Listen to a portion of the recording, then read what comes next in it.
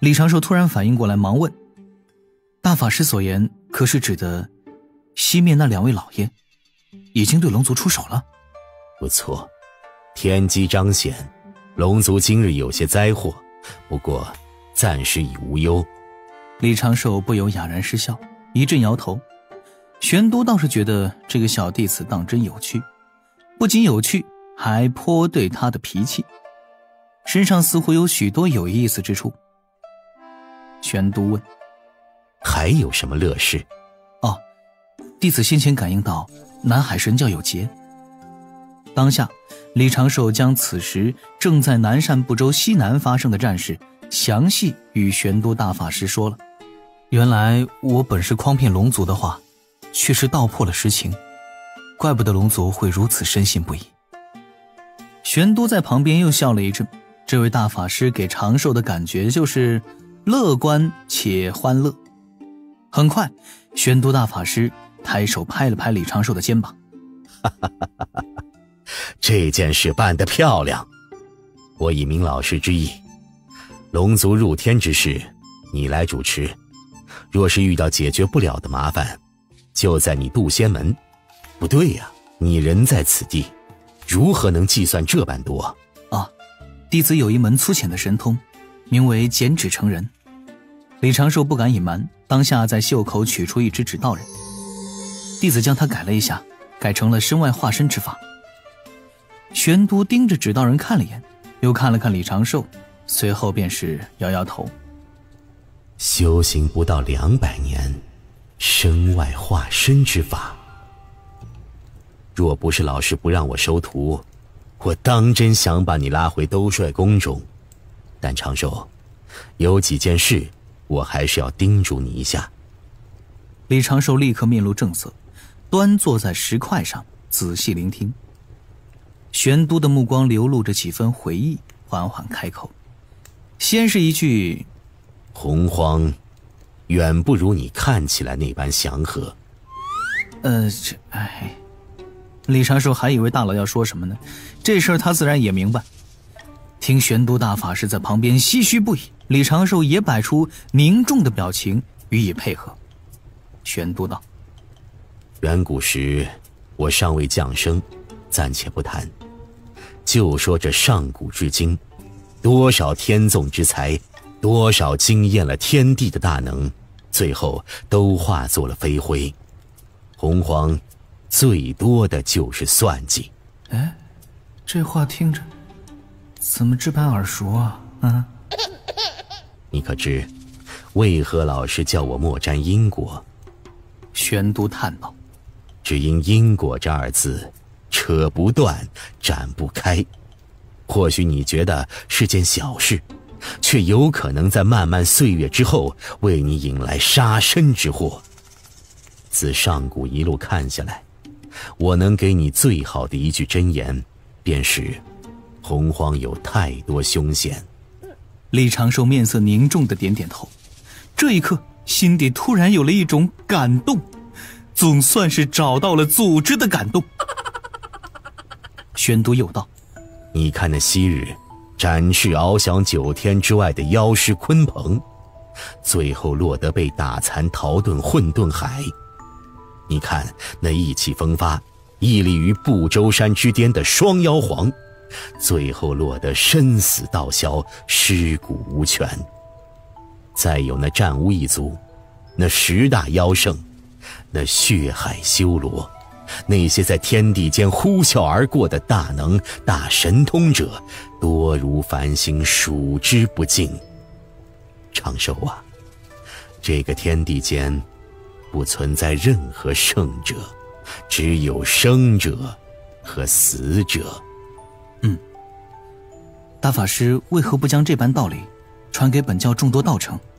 只是些谨言罢了，何人又能真的不沾因果呢？玄都笑道：我说这些不过是想给你提个醒，长生金仙不算什么，大罗之境又能如何？莫要因为自己有了飞升就沾沾自喜，安心修行才是正道。李长寿起身做了个道揖，对玄都大法师颇感亲近。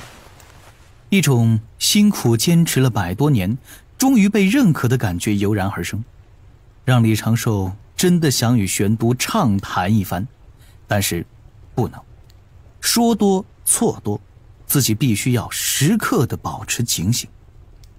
哪怕是面对此时对他十分关照的大法师，他可以心存感激，但是不能产生依赖，更不能完全的信赖。大法师不可能一直盯着我，而且若有人对我报喜发难，大法师最多也就帮忙收个尸，若是还有温度，塞一颗9盏金丹什么的，我就想多了。那龙族之事你且看着处理就是。玄都大法师拍拍膝盖，见眼前火堆已经烧得差不多了，便慢慢站起身来。今日咱们先聊到这里，你想学什么神通，我自不能食言的。李长寿沉吟几声，思前想后，还是道了一句：遁法。玄都大法师先是一愣，随后便是抚掌大笑，在袖口取出2只玉符。本打算分2次给你作为奖赏，都给你算了。遁法我有一门，你如今修为太低，修不得。这是一门身外化身之法，你可参悟，完善你的指人神通。还有一篇老师所著经文，自可给你一些修道感悟。只是记得，这经文莫要拿出去显摆，自己参悟。李长寿捧过2只玉符，恰当地露出少许喜色。多谢大法师。这么多年，这几家人教道程中，能出你一个被老师看中的小弟子，我自会多多关照你。玄都拍了拍李长寿的肩头。趁着我这次下来，需不需要我去那个海神教露个面？以前你背后没人，现在有了。不过还是最好别到处惹事，老师喜欢安稳点的弟子。若是你招惹太多因果，老师说不定会亲自动手，直接清理了你。这是给个甜枣又轰了我一击神雷。大法师放心，弟子今后行事定会加倍小心。李长寿沉吟少许，言道：南海之地此刻正是龙族高手汇聚，弟子想请大法师去显露一下踪迹。但是既然祖师安排下龙族入天之事，弟子倒是觉得也不必惊到西面。哦，玄都微微眯眼，有何良策？说就是了，我最不喜的便是去想这些。弟子胡言几句，若有言语不当之处，还请大法师勿怪。当下李长寿小声言说几句，玄都很快就含笑点头。与我所想倒是差不多。弟子绞尽脑汁，偶然得了这般所想，应该是得了大法师您的点拨。不错，会说话就多说几句。哈哈，高人果然都是如此的别具一格。见大法师要走，李长寿犹豫了一下，又道：大法师，弟子有一句话，不知当讲不当讲。说就是了。道城内搞道侣风，这个弟子是明白，您是为了兴盛人教，但怎么，这计策不妙吗？哦，妙自然是妙的，但问题是他们不生啊。为何如此？按理说阴阳交合，本该会有灵诞生才对。李长寿顿时明白了一点什么。哎呦，感情您弄了这么多年的道侣之风，自己竟然……莫非这事还能自己控制？玄都大法师后知后觉，有些哭笑不得。八成是了，弟子也不是很懂。此道当真太复杂了。李长寿只能如此接话。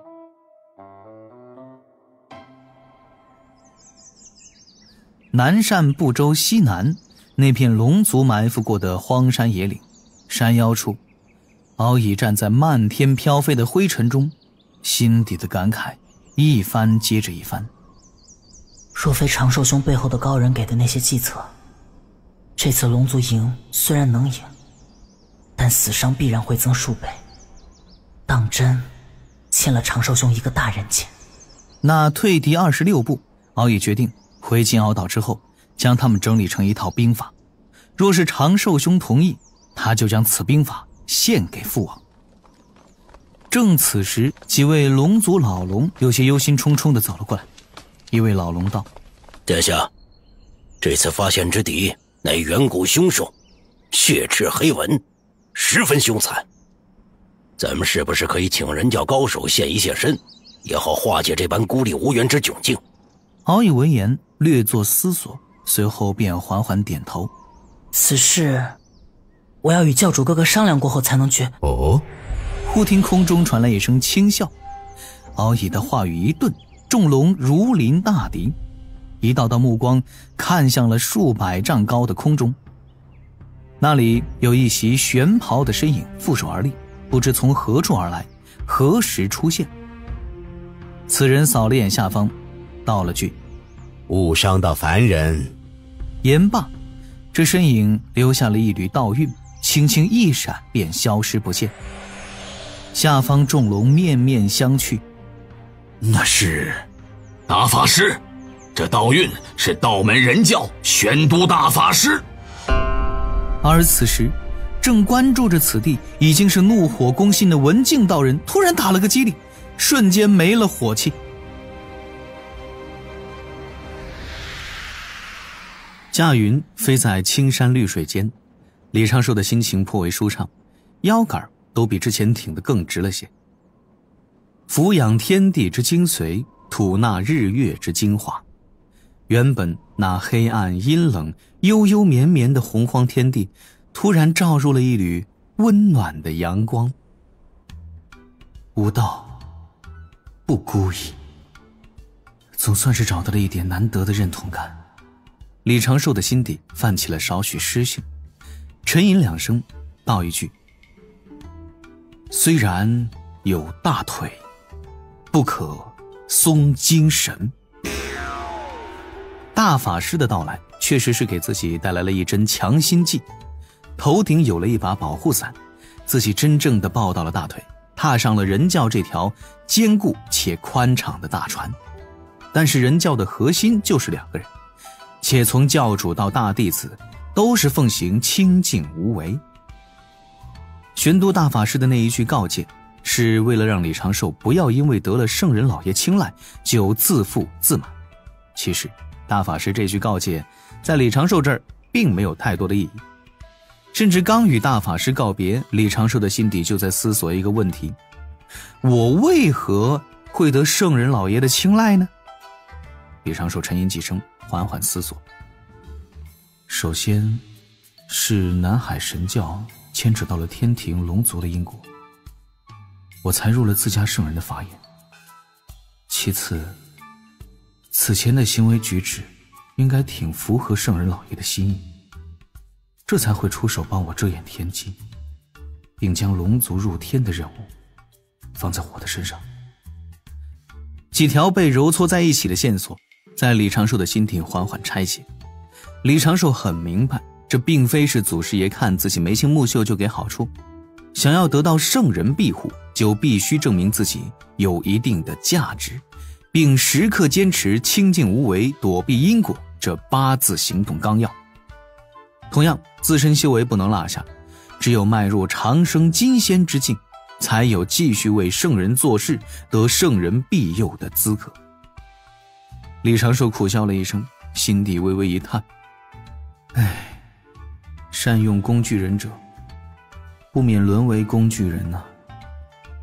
这跟屠龙的少年终成恶龙一个意思吧？大概。仙石扫了眼河谷，发现大法师已确实不在。李长寿驾云朝着下方山林落去，又在地下悄悄溜走，赶回了渡仙门中。自己抱上大法师这条大腿，在李长寿看来其实只有2个实际意义。其一，以前的忽悠成真了，自己在南海海神教之事上有了更多的底气。其二，是直接抵消了文道人大半的压力。大法师只要在南海现身，说出那句不要伤到凡人，就能达到一石惊群鸟的效果。龙族那边大概会觉得大法师是现身来为南海神教撑腰，坐实了南海神教是人教的香火功德机。龙族自会对海神教更为重视，他们表面的骄傲，如今的困境，心底的惬意，会让他们紧抱这根稻草。西方教那边文道人应该会有一丢丢的忌惮，但是大法师只是说别伤凡人，并未说其他，言外之意其实是你们可以去海上打吗？这句话符合人教大师兄的形象。西方教在南赡部洲西部收敛功德时应该也会注意一些。若李长寿所料不错，西方教后面会继续尝试算计龙族，将龙族纳入西方势力，自己必须要好好的谋划一番，充分利用南海海神教，在龙族感觉到不堪重负时，将龙族拉入天庭，成为玉帝的助力。与西方教争龙无异于是虎口夺食。今日之前，李长寿背后只是隐隐约约有一个玉帝，那自然是不敢的。可现如今，李长寿也有圣人为自己出手蒙蔽天机，且还是6圣之中公认最强的那位。接下来，只要李长寿足够的小心，不暴露自己的真身，不牵扯自身因果，那未尝不可一试。这件事算是圣人老爷交代下的第一个任务，事关自己今后的前程与命途安否，必须谨慎对待，全力以赴。